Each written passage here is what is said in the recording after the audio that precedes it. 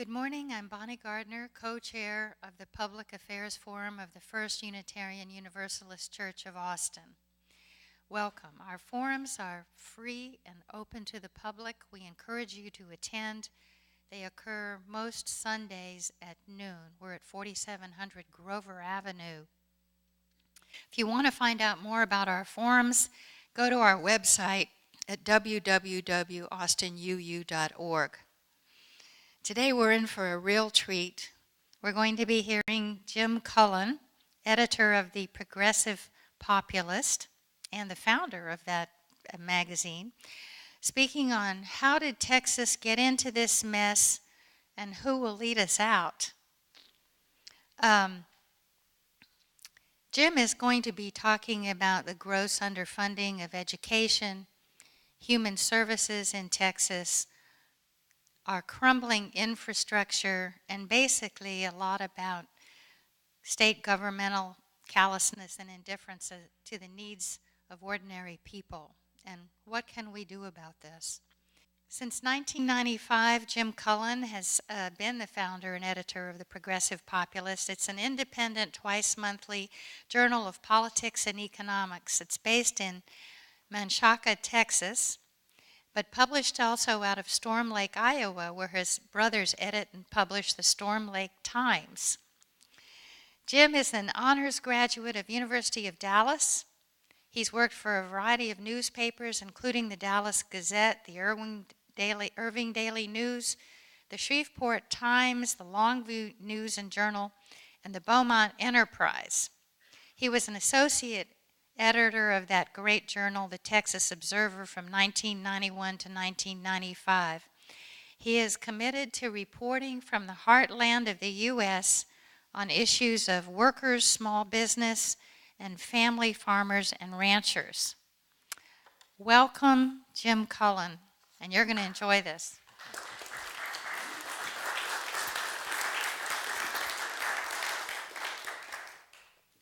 Thank you. A couple years ago, I spoke to the First Unitarian Church on what's the matter with Texas, and this might be considered an update of that talk. How did Texas get into this mess, and who will lead us out? When I moved to Texas 42 years ago to attend the University of Dallas, you could tell when you were entering the Lone Star State because the quality of the pavement improved. Since then, the state's dedication to highway quality has deteriorated along with the road surfaces, to the point where the American Society of Civil Engineers last year found that 38% of Texas roads are in poor or mediocre condition. The state has not raised fuel taxes from the 20 cents a gallon dedicated to roads since 1991. So the Texas Department of Transportation under Republican Governor Rick Perry has had to contract with foreign financiers to put the cash up front to build and operate state tollways. And the state has even floated plans to convert at least 80 miles of paved roads in South and East Texas to gravel because it lacks the funds to repair the damage done by oil field vehicles. The Texas economy grew by 13% from 2009 to 2012, the Federal Bureau of Economic Analysis reported last June. Much of the state's job growth came due to the revival of the state's oil fields with the environmentally dangerous fracking process, but the state also saw large gains in service jobs, which tend to be relatively low paid and less likely to offer insurance benefits. The state's jobless rate topped out at 8.5% in August 2011, when the national unemployment rate was 9%. But by November 2013, the Texas unemployment rate had dropped to 6.1% compared with 7% nationally.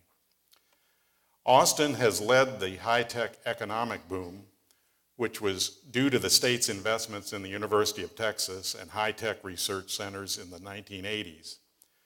And it's important to remember that Texans used to be proud that university costs were kept low enough that the children of working-class parents could pursue a college education. In 1970, when Rick Perry attended Texas A&M, the state paid 85% of the cost of running the state's institutions of higher learning. A student in those days could get a bachelor's degree and even get to graduate school while accumulating little or no debt.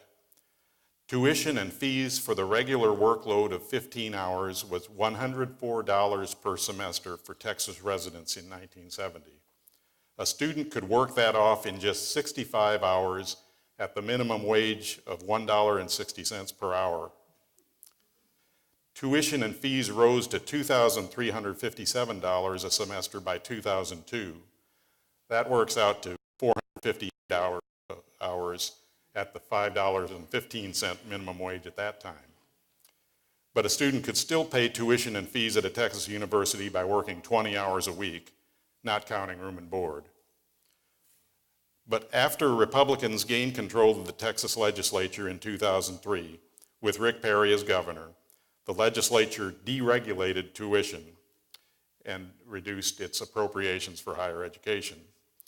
Since then, the legislature has cut appropriations for the state's universities to less than 15% of the costs, the opposite of its share in the 70s, with students picking up most of the balance. In 2012, the average cost for a semester for a state resident was $7,533, an increase of 55% since deregulation. And that's the equivalent of 1,039 hours at the minimum wage of $7.25 an hour. The estimated cost of undergraduate education at the University of Texas in 2013, including campus housing, was at least $25,704. So, you know, a bachelor's degree at that rate would put you in debt of more than $100,000. The Texas legislature should step up to restore the state's share of the cost of higher education and make it affordable to students working no more than 20 hours a week. At the current minimum wage of $7.25 an hour, that means tuition should be no more than $3,625 a semester, or $72.50 a year. Instead, Texas legislators in 2011 cut $5 billion from public school and $1 billion from universities, choosing not to draw from the state's $8 billion rainy day fund to support education through the Great Recession. Instead, the state's public schools lost 21,000 teachers and staff, while Texas universities also faced cutbacks. The legislature restored most of those cuts in the 2013 session, but the indifference to education as a budget priority could make it harder to find qualified teachers and professors in the next decade. The proportion of adults without a high school diploma is projected to increase from 12% today to 30% in 2040 if current trends continue, the State Comptroller's Office reported. That report also predicted another 30% of the 2040 labor force will have only a high school diploma and no training for high-tech jobs. Now, Rick Perry also brags that Texas has generated 37% of the country's new jobs since 2009, but he is less forthcoming about the 25% of Texas residents who lack health insurance. That ranks Texas dead last among the states in the percentage of insured residents. Texas has a high number of retail and service jobs as well as a large agriculture sector, and those are industries that are less likely to offer health benefits. The Kaiser Family Foundation reports that 71% of Texas uninsured are part of a family that includes a full-time worker. Put another way, 63% of uninsured working-age Texans have a job. They just don't have a job that provides insurance. Texas's 25% uninsured compares with a national average of 17% uninsured. Those 6.3 million uninsured Texans amount to a population nearly equal to the entire state of Massachusetts. And Perry and State Attorney General Greg Abbott have done worse than nothing to make health insurance more affordable for working Texans. They promoted a 2003 law that caps medical malpractice awards, making it harder for insured patients to recover damages from negligent physicians. That arbitrary $250,000 limit on punitive damages gives lawyers little incentive to take malpractice cases. but the so-called tort reform has not controlled health care costs. Since 2003, Texas Medicare reimbursements have actually been rising faster than the rest of the country, Public Citizen reported in 2009. It's ironic, to say the least, that Abbott, who is now running for governor, supports these limits on damage awards. He got a $9 million settlement in 1986 from a property owner and a tree service in Houston after a tree fell on him in 1984, paralyzing him and requiring him to use a wheelchair. Perry and Abbott also have taken the lead in opposing the implementation of the Affordable Care Act, despite the fact that Texas has 22 of the 30 counties in the United States that would benefit most from implementation of the health reform. Perry has refused billions of dollars that the federal government is offering to pay nearly the entire cost of expanding Medicaid to cover the working poor. That's up to 133% of the poverty level for the first 3 years. A study done for the Commonwealth Fund reported in December that Texas would pass up $9.6 billion in federal matching funds in 2022 if it continues to refuse Medicaid expansion. As Attorney General, Greg Abbott led the efforts to block the health reform law in the courts. Now he is working to block navigators, many of whom work for nonprofit organizations, from helping potential customers find the insurance plan and federal subsidy that's right for them. Texas always has been stingy in its Medicaid program.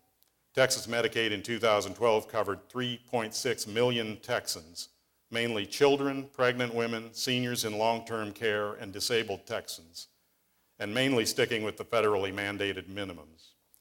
And Rick Perry would like to do away with those requirements. Now he and Abbott are trying to prevent as many as 1.5 million people earning poverty wages from getting health coverage that's paid for by the federal government. As if to add a cruel twist to the obstruction, the Republican-dominated legislature in 2011 cut $73.6 million from family health services. The cuts were supposed to be targeted at Planned Parenthood abortion services, but they ended up defunding 22 public health clinics that provide a broad range of services in Texas, and they have reduced health care options for low-income Texas women. Rick Perry boasted at the time that the state had targeted Planned Parenthood. There are 12 abortion clinics that aren't open in the state of Texas today because our members of the legislature had the courage, the wisdom to do that, he said, referring to the defunding. Jordan Smith noted in the Austin Chronicle that Perry's bragging may have pleased the hardcore base, but it was false. In fact, 11 Planned Parenthood clinics had folded operations in Texas because of the budget cuts, including 6 near the Mexican border where the need is great and there are few other options for health care, but none of those clinics provided abortions.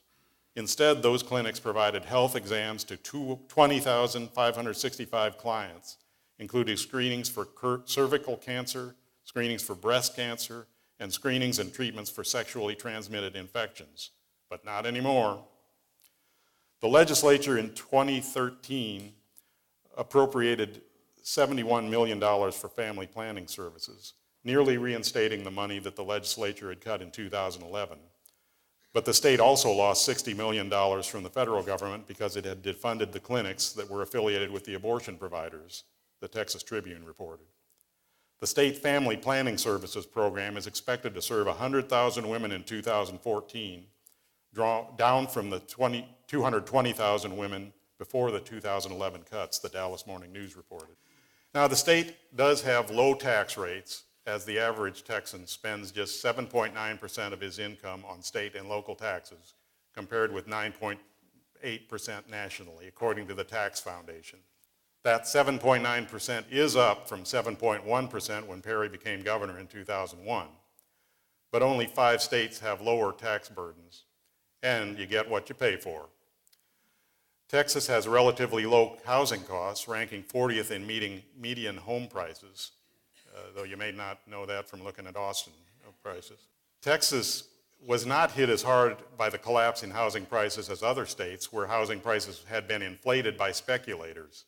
A large part of the credit for that goes to the Texas relatively strict regulation of home equity loans. The state limits cash-out refinancing where homeowners could take advantage of higher house prices to refinance their homes and pocket the difference. Texas had a populist mistrust of bankers since the days of the Republic. The state did not allow home equity loans until 1997, and then Democrats, in one of their last populist stands before the Republicans took over, insisted on limits that made it harder for bankers to misuse home equity loans. Perry was agriculture commissioner at the time and was not a leader in the home equity debate. In Texas, cash outs and home equity loans cannot total more than 80% of a home's appraised value, and borrowers cannot use the refinance to pay other debts. Many people confuse the demagoguery of politicians such as Rick Perry, Senator Ted Cruz, and the Tea Party movement with populism. These faux populists have turned the definition of populism on its head, and it's time that progressives reclaim the good name of populism. Since the late 19th century, populists have believed that government should protect working people, small businesses, and family farmers and ranchers from predatory corporations. Right-wing business executives such as the Koch brothers founded Freedom Works and other organizations that have tried to turn that populist tradition on its head in organizing the Tea Party movement to protect corporations from government regulation. The Tea Party movement, whether its members realize it or not, is largely in the service of corporate interests in its campaign against, quote, big government, unquote, and healthcare reform. They have embraced the right-wing dogma that big government is bad and that the free market is the best regulator.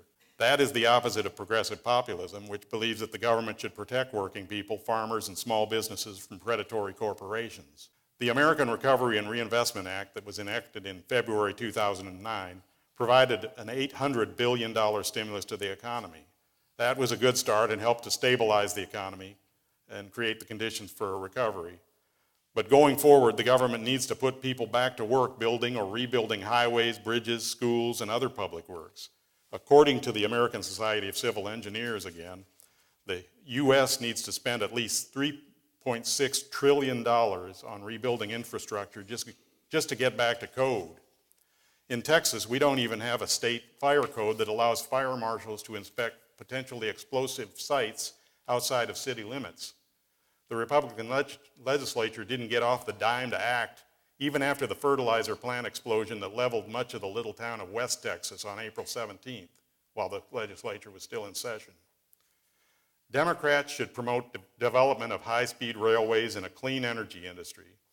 President Obama's proposal for a $450 billion Jobs Act is the minimum Congress should approve, but they should also toughen regulations on Wall Street and help small businesses gain financing from the Small Business Administration if private lenders are not up to the task.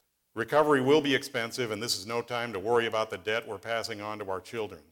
Those kids are better off if the government ensures that their parents have a good job with a living wage, health care, an affordable home, and that the kids have access to quality education from pre-kindergarten through college. Texas is a cornerstone of Republican power nowadays, but that hegemony depends on suppressing the Latino electorate, which runs 2/3 Democratic when they get out to vote. Hispanics represent 38% of the Texas population, but they accounted for only 20% of Texas voters in 2012. In Texas, less than 55% of voting eligible Hispanics registered to vote that year, the Census Bureau reported. That's 12 points less than all eligible Texas voters and almost 19 points less than eligible Anglo voters. If Hispanics had turned out at the same rate as whites in 2012, it would have meant an additional 1 million votes in Texas, where Mitt Romney defeated President Obama by 1.2 million votes. Romney probably still would have won Texas, but he might have needed more money to secure the Lone Star State. And those million extra Latino voters might not have turned the tide in the U.S. Senate race, where Cuban-Canadian Ted Cruz defeated East Texas Paul Sadler by 1.2 million votes. But that kind of movement might have lured some national Democratic money to help the cash-strapped Texas Democrats put up a fight. It's hard to figure out how Republicans regain the White House without Texas's 38 electoral votes, and the numbers are starting to stack up against the GOP. Latinos make up 38% of the population, while African Americans are 12%. White Texans voted 26% for Obama in 2008, but in January, 32% of respondents told public policy polling, they were Democrats with 43% Republican. Some of the organizers from President Obama's campaign have relocated to Texas to try to replicate some of their grassroots organizing successes that helped turn around Colorado, New Mexico, and Nevada. Meanwhile, the Republican answer is to redouble voter suppression efforts, such as requiring state-issued photo IDs to vote. Just 2 hours after the right-wing Supreme Court majority threw out the Voting Rights Act's pre-clearance requirements last June, State Attorney General Greg Abbott said the state would go ahead and implement the controversial voter ID law that the federal courts had blocked in 2012 under the Voting Rights Act because the judges found that it would discriminate against black and Latino voters. Someday, this contempt for the Latino vote is bound to backlash on the Republicans. Irish Americans have been voting Democratic because of what Republicans did to their great-great-grandparents 160 years ago. And Republicans, with their shocking disrespect for President Obama, have finished off most of the goodwill African Americans had remembered for the party of Lincoln. Today, the Republican vote suppressors and dream deniers are doing their best to turn a new generation of Mexican Americans against the GOP. Pundits still are playing down Texas Democrats' chances of getting competitive in the next few election cycles, even with State Senator Wendy Davis of Fort Worth making a name for herself with her much admired filibuster against the Republican railroaders and exciting Texas women with her campaign for governor. But white Texans who have been voting Republican for the past few election cycles grew up voting Democratic, and they still might be receptive to a blue streak if a candidate gave them a good reason to vote Democratic again. And if Democrats can count on teabaggers such as Congressman Steve King of Iowa and Louis Gohmert of Northeast Texas with their demeaning rhetoric about immigration reform to create a whole new generation of Latino Democrats, Texas could find itself on the fast track toward turning purple. Thank you, and if you have any questions, Monty will track you down. By the way, I want to let you know that there's some copies of the Progressive Populist, Jim's magazine at the back. So pick up one on your way out. Okay, questions.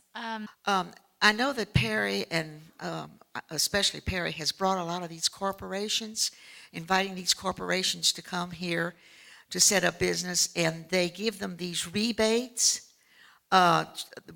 much too long. Could you comment on that? And also, what proportion of these corporations that are enticed to come here do they contribute to education?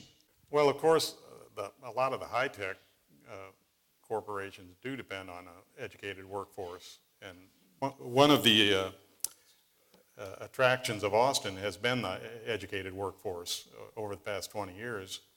And one of the complaints has been that states are used to whipsaw each other.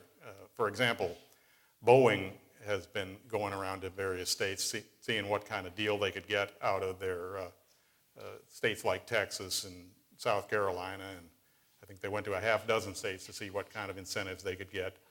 So then they could go back to Washington and threaten their union workforce that if they didn't give in on their pension, basically, and allow lower wage scales for new employees, that they would move the production of their new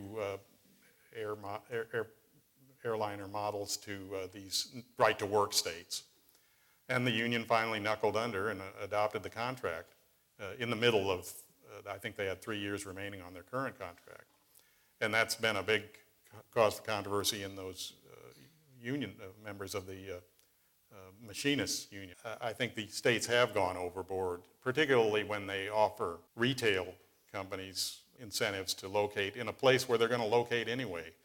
There's no reason to offer somebody like Walmart or Target incentives to locate somewhere to drive small businesses out of business. But I think that's going to take action at the federal level to prohibit somehow these kinds of incentives that are designed to lure a plant from one state to another.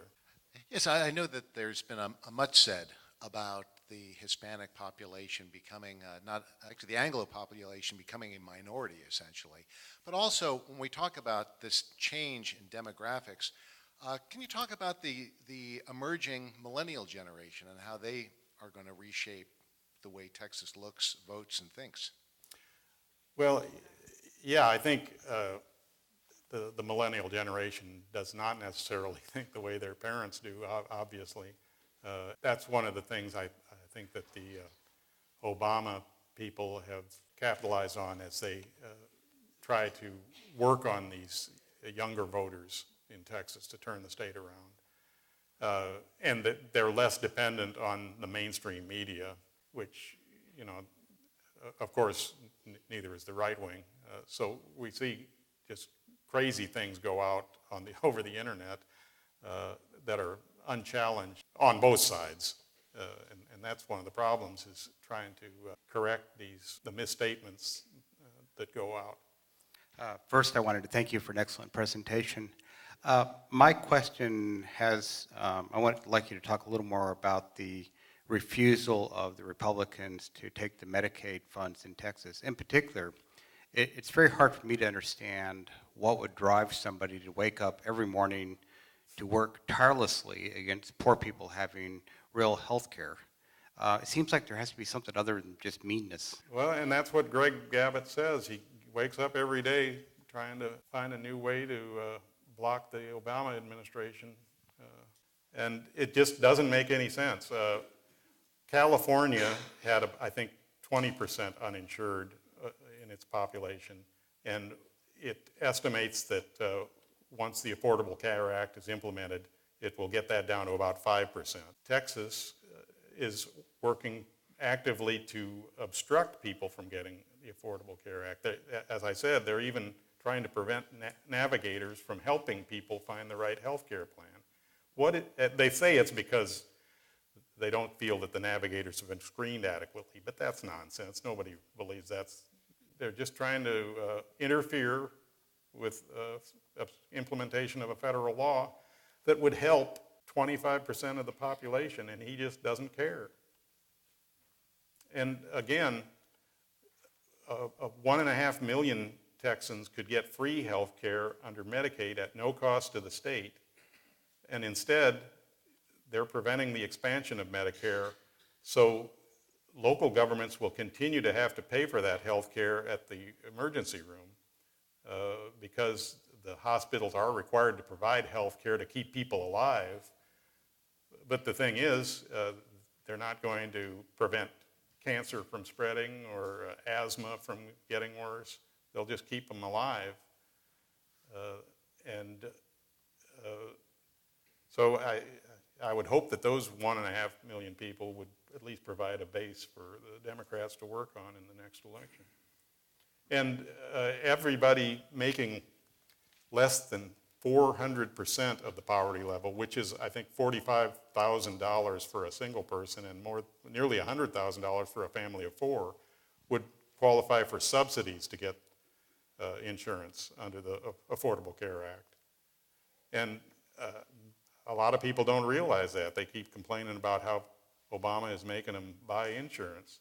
Well, you know, what do they think is going to happen when they get sick? Even just a broken leg can cost $15,000 to $20,000 if there's complications. And younger people say they'll just sit it out and pay the 1% fine because they don't think insurance is needed. Well, you've got a one-time enrollment period under the Affordable Care Act, so you can enroll once a year. And if you get cancer, if your cancer is diagnosed after that enrollment period, you may have to wait 9 months before you can get insurance after that. And of course, people in their 20s don't think that can ever happen to them, but it does. Yeah. Wait until you try to get into an emergency room without any kind of insurance and an underfunded healthcare system in Texas. Linda Kruger has a question. Would you stand up? Yes, thank you for your presentation. You haven't stated it, but I think it's obvious that these policies to not fund education adequately or underfund health care and not expand Medicaid is really racist. That's the agenda, to subjugate the minorities and to make them less resistant. I'm wondering, what do you think we can do as individuals to fight this? Well, it's not only racist, but it's also classist because, working poor white people are just as disadvantaged when it comes to trying to find health care. And of course, in Austin, we're kind of preaching to the choir because we're doing about all we can, but it's places like East Texas, which used to be solidly Democratic, and now it's gone the other way. And a lot of that has to do with social issues that Republicans have taken advantage of to drive people into the Republican Party. A lot of it has to do with gun control. 1994 was when the switch happened, and a lot of that had to do with the federal gun control law that caused the House to switch from Republican to Democratic to Republican control, the U.S. House of Representatives, and that was also a big issue in Governor George, then aspiring candidate George W. Bush's campaign, and it was an explosive issue in East Texas, and West Texas already had pretty much turned Republican.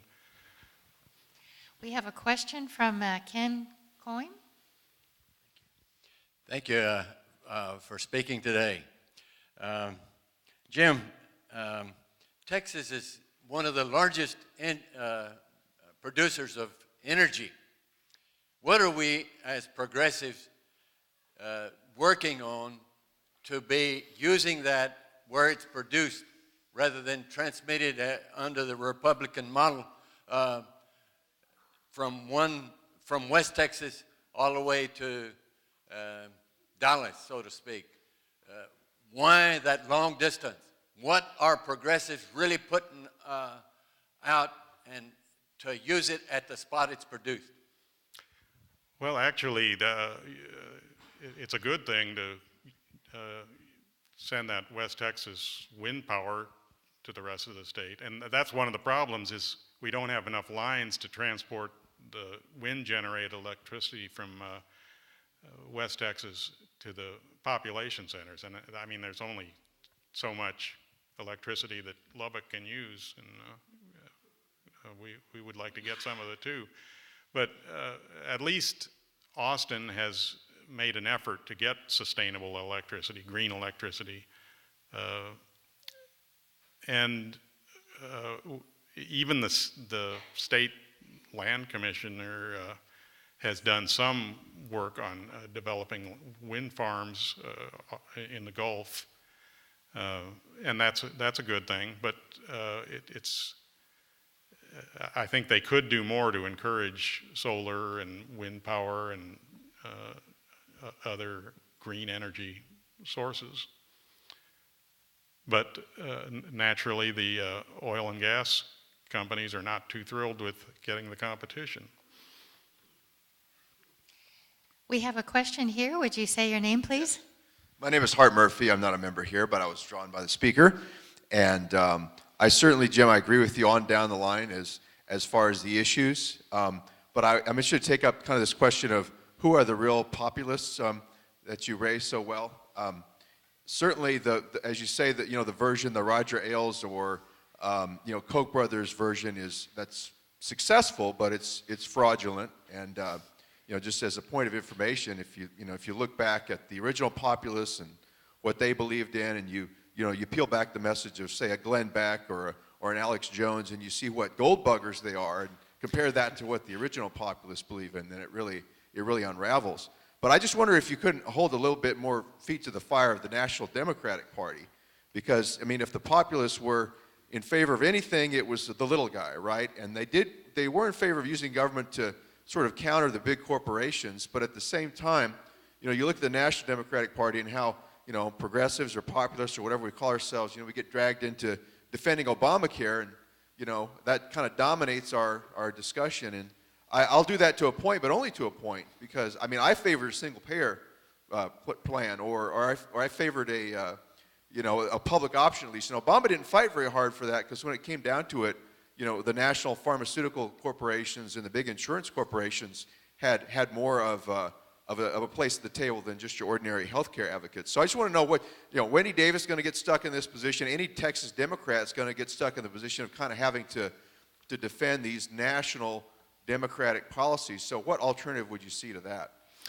Well, and I cringe every time I hear the Tea Party called populists, of course, because they do serve the corporate interests. And it's kind of like what they used to call AstroTurf organizations that are financed by the Koch brothers and others, wealthy people, to serve corporate interests. And as far as the National Democratic Party, I think they are way too beholden to Wall Street and corporate interests. But, it's up to us to develop populist candidates. And we've got a good opportunity here in Texas because God knows John Cornyn is no populist. But we've also got to develop a way of electing people without forcing them to get millions of dollars from corporate lobbyists. And that's the challenge that Democrats face. We used to be able to do that. Ralph Yarborough ran, I think, half a dozen state races before he was finally elected the U.S. Senator. We've got to enable people to develop a name and do good works, and occasionally hold the wealthy interest feet to the fire. As far as the Affordable Care Act, I think President Obama made the reasonable assumption that he couldn't pass a single-payer bill. He didn't have 60 votes in the Senate, and once they decided to maintain the 60-vote filibuster, there was no way you could pass a single-payer act. I think he did the best he could, but the law also provides that states can enact their own single-payer plans in 2017, and Vermont is implementing plans to do so. So if you want a single-payer plan, we can adopt it at the state level, but it's going to take a lot of changes in the legislature to make anything like that possible. We have a question from Wolf Dilworth. Hey, Jim. Thank you for your presentation. I really enjoy it. My question is regarding veterans and where they are trending. In the past, veterans have been typically conservative, but what's the current and or future of veterans in Texas and nationally, do you think? Well, I think veterans, traditionally, the officer class has been more conservative than the enlisted people. And I would think with the past treatment, that would probably remain about the same. But one of the things, at least the Republicans can still be shamed to providing care for veterans. That was one of the areas that they gave in the just concluded appropriations process. Was, I think they put some money back in for veterans care. They wouldn't provide unemployment benefits for the people whose Republican policies have put out of work for all these years, but they at least are providing the minimum level of care for benefits. And we should do better for veterans, but that will require holding a lot of Republicans' feet to the fire that are skating right now. We have a question from Coke Dilworth. Father and Son Act.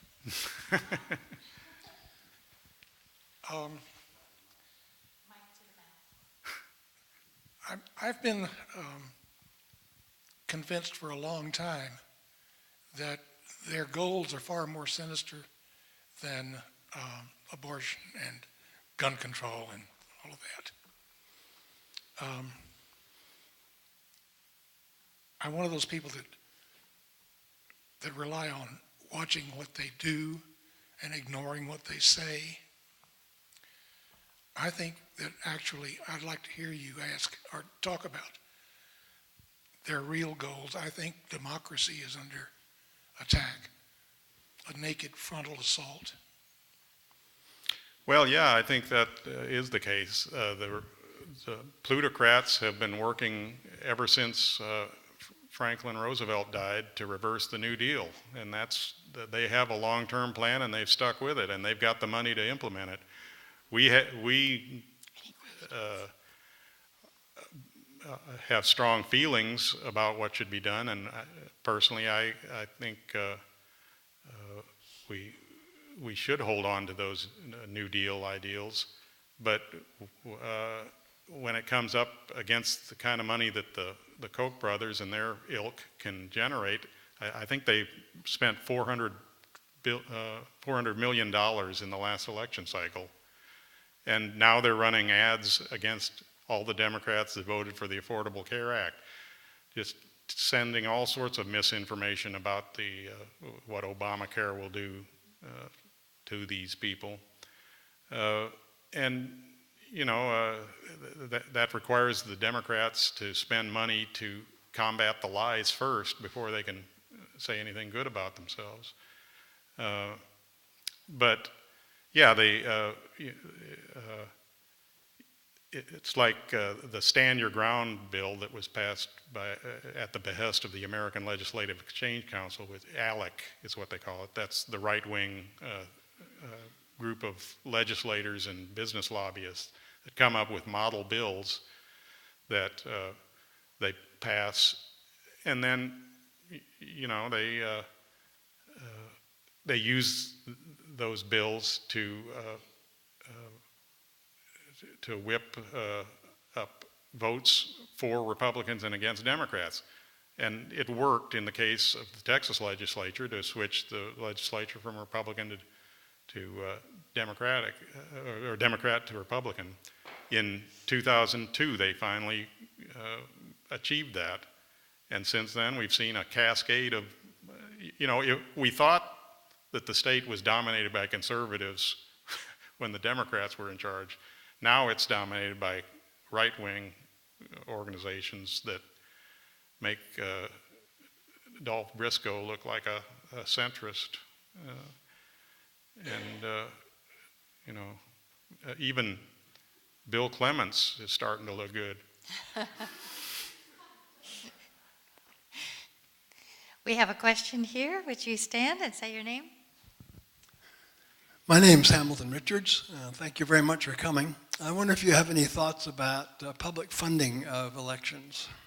Well, yeah, I think it makes every bit of sense. The trouble is that incumbents don't like the idea because they got elected under the old system, and they don't want to make it any easier for challengers to mount a campaign. But ultimately, that's what we need to do to clean up elections, is make people less beholden to corporate lobbyists. But even in Texas, even in Austin, they tried to institute public financing, 10 years ago maybe? And they managed to demagogue that by saying that college students would run for the city council and then use the public financing to hold keggers, which doesn't sound like a bad idea necessarily. But yeah, when it costs, you know, even the $12 million that Wendy Davis has raised establishes her as a serious candidate. But Greg Abbott will have twice as much money to run his Republican campaign. And you can tell a lot of lies with $24 million in every market. And Texas has, I think, 25 media markets. It's the worst state to run in. One of our media experts, Tom Martin, wanted to comment that they've increased the training requirements for health navigators to something like 2 weeks, and while they've decreased the training requirements for carrying a concealed handgun. So Yeah. that's a commentary on values, isn't it? And you can use a handgun license to vote where you can't use a state university ID. Or a veteran's ID. No. Would you say your name, please? Hi, Carl Wellman. Thank you for your presentation. So I just want to say on the navigator issue, I'm in the emergency department sphere here in Central Texas, and we see a lot of emergency departments now taking up the cause of trying to get people registered now, since, you know, not only is it in our best interest, but there's you know, not other good ways for patients to get covered. But my question for you is around redistricting. I feel that people generally will be able to see through the money that's trying to skew reality in elections, and will ultimately vote in their, you know, in their best interests if they're allowed to. But I see redistricting as probably one of the chief areas that if we could get change in that, then policy could be changed in a populist way. And so I guess my question is, how can we begin restoring sanity to the redistricting effort in this state? Well, the thing that we should do is the thing we are least able to do, which is to establish a nonpartisan redistricting board like they have in Iowa, where I'm originally from, where they deliberately try to create districts that are competitive. But we don't have an initiative or referendum process in Texas, and the incumbents are not likely to change the system that got them elected once again. And in Texas, we also have the other challenge is if the legislature can't agree to a redistricting plan, then it goes to the Legislative Redistricting Board, which is comprised of 5 statewide elected officials, all Republicans now. So we do need to elect, and in the past, one of the saving factors, at least in the last generation, has been that even after the Legislative Redistricting Board typically ends up redrawing the districts, then it would be appealed under the Voting Rights Act, and we get some adjustments made. Well, that is no longer necessarily a factor. So we need to hope that, and there is a bill that's coming up that might reinstate the pre-clearance of changes in voting plans under the Voting Rights Act. One of the compromises is the Democrats would allow states to keep the voter ID requirement, but otherwise they would reinstate the pre-clearance. So we'll see if anything happens to that. But in Texas, it's just real difficult to get any justice out of the redistricting process without the federal courts intervening. Jim, do you see anything in Texas cultural traditions, fierce independence, for example, that kind of winds up making people act counter to their own self-interest and feeding into this deep distrust of government? Not really. I think the history is just the opposite. Texas has a strong populist tradition. That's where the populist movement really got its birth in, I think, Lampasas. And in the struggle between the small farmers and the mercantile interests, basically, and the railroads. That's why the Railroad Commission got created in the 1890s. But the wealthy people have co-opted that populist tradition and turned it on its head, like I said. Now they're making the revolt against big government a populist ideal, when the populists really were calling for more government regulations.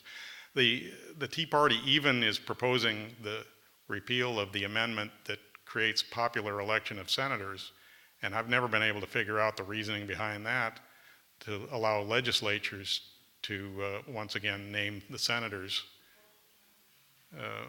because then the wealthy interests can buy a few legislators and get themselves named to the U.S. Senate.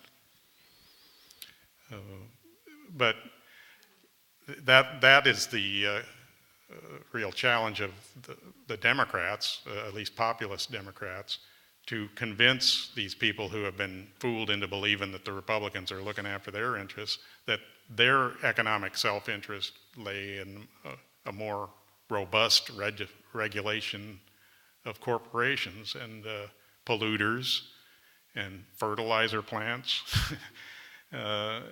and pipelines and people who want to pollute the groundwater in a time when we're running out of water.